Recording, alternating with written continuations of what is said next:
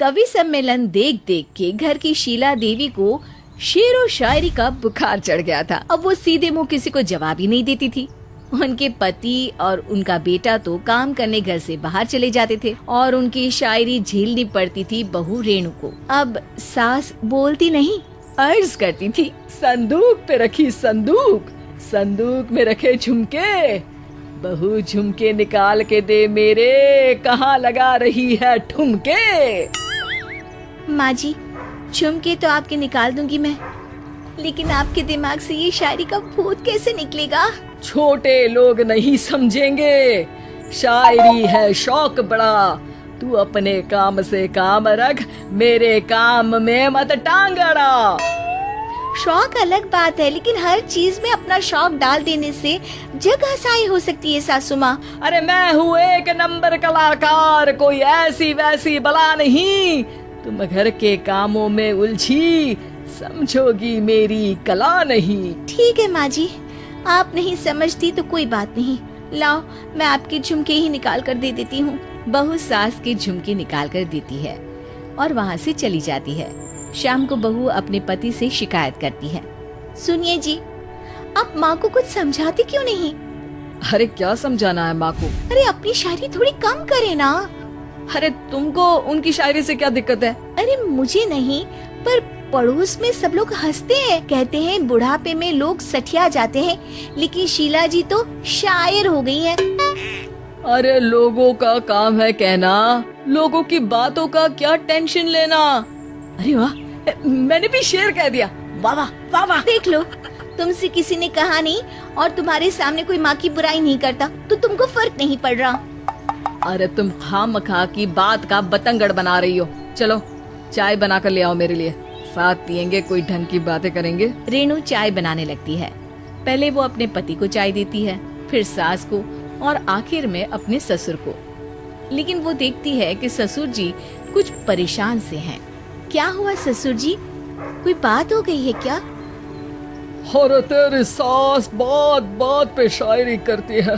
कल मैंने पूछा कि खाना खाया तो तेरी सास ने क्या जवाब दिया पता है?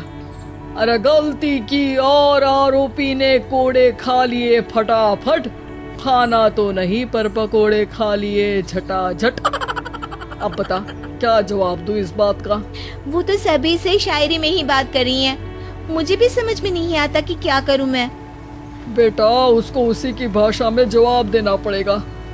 मैं तो आम बातचीत में भी उसके सामने कुछ नहीं बोल पाता, शायरी में क्या बोलूंगा भला।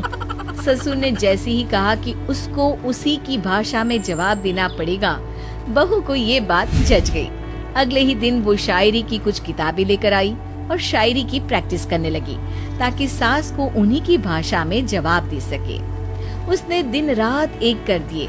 एक दिन सब साथ में बैठकर टीवी देख रहे थे, तभी रेणु सबके लिए बिरयानी बनाकर लाती है, लेकिन सास को बिरयानी भाती नहीं।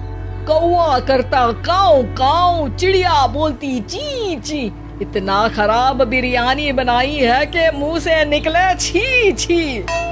बस इसी मौके का तो बहू को इंतजार था, क्योंकि अब बहू सास को उसी की भाषा में जवाब देने के लिए तैयार थी। माँ जी, हमको अपनी ये बेकार शायरी ना सुनाइए, जैसी भी बनी है बिरयानी चुपचाप खाइए। ससुर जी और रेणु के पति ने रेणु का जवाब सुनते ही जोर से ताली बजाई और सास ने जब रेणु का शायराना जवाब सुना तो उनके गले में बिरयानी अटक गई। बहू ने एक और शायरी का तीर छोड़ा। शायरी में बहू के सामने सास हो जाएगी ढेर, क्योंकि सास मारेंगी एक शेर तो बहू मारेगी 1.25 शेर। सास को छोड़ के सब वाह वाह करने लगते हैं। आज पहली बार सास को नहले पे दहला मिला था और रेणु ने सास का मुंह चुप करा दिया था।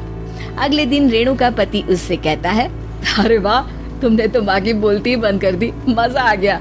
अब मेरे लिए कुछ बना दो, खाकर मैं काम पर चला जाऊं। शायरी ही है मेरा जीवन, वही करूंगी जी भर के, नौकरानी रख लो कोई, काम नहीं करूंगी मैं घर के।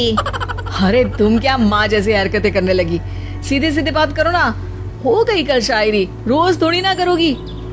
शीशी भरी गुलाब की पत्थर पे फोड़ दो, जो मुझे शायरी से रोके उसके कान मरोड़ दो। पति घबराकर वहां से चला जाता है और बाहर उसके पिताजी के पास जाकर बैठ जाता है। दोनों अपनी बीवियों की शायरी से परेशान है। ससुर को पछतावा होता है कि क्यों उसने बहू को सास की भाषा में ही जवाब देने का आइडिया दिया। अब तो घर में दो शायर हैं। दोनों एक साथ दुखी स्वर में कहते हैं, हम दोनों की ही बीवियां जब से शायर हो गई है, क्या बताएं, जिंदगी एक फटा हुआ टायर हो गई है।